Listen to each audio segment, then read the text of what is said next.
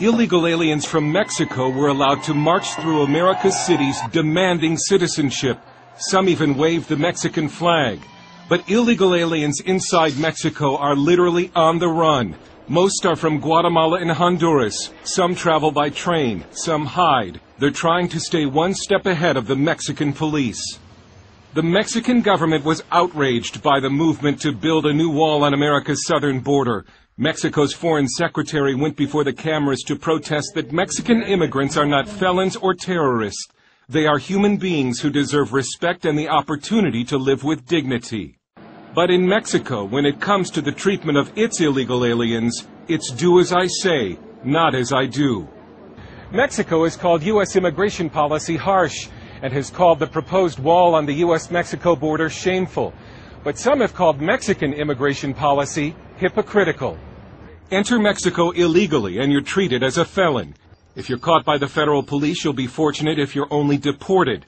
The unfortunate are robbed, abused, raped, or even murdered by corrupt police officers. Fernando Aguiar Neri coordinates Red Cross efforts to help illegal aliens inside Mexico.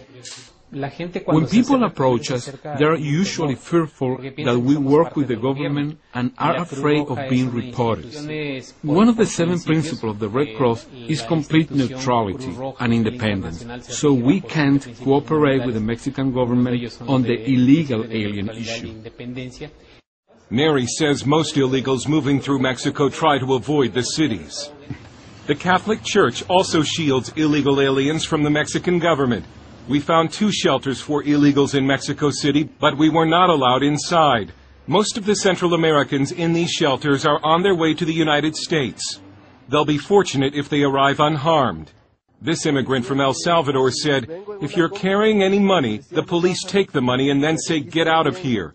This one says we still have 20 days of travel to reach the United States. But if you're a Mexican citizen wanting to enter the U.S. illegally, then you can count on the Mexican government's full help and support. It even has a special department called Grupos Beta that allegedly helps Mexicans cross the U.S. border illegally. Although in an interview with CBN News, the head of Mexico's Immigration Service, Hipólito Trevino, denied it. Grupos Beta is the Mexican government initiative which does not help people cross the border, but they do assist them when they have problems in the border area. But Grupos Beta gives them this booklet, which includes tips on how to safely cross the U.S. border. Trevino denied the allegation that the immigrants are also given maps by the government. No maps. No maps. Okay. No recommendations about los animales venenosos. We give them recommendations about the dangerous animals they'll encounter, how much water they need every day, what to do in case they get lost, what to do in case they get detained by the Border Patrol, which paths are dangerous because of crime. The reason for the government's help? Cash sent home by Mexicans in the U.S. constitutes the second biggest source of foreign currency in Mexico after the oil industry. $20 billion last year, or 2% of Mexico's GDP. About 10% of Mexico's population is now living in the United States, over 10 million people. And how many illegal aliens in its own country has Mexico legalized in the past 5 years? Just 15,000. The Mexican government may think that plans to tighten up the U.S. border are offensive, but critics are saying far worse things about Mexico's immigration policy. Dale Hurd, CBN News, Mexico City.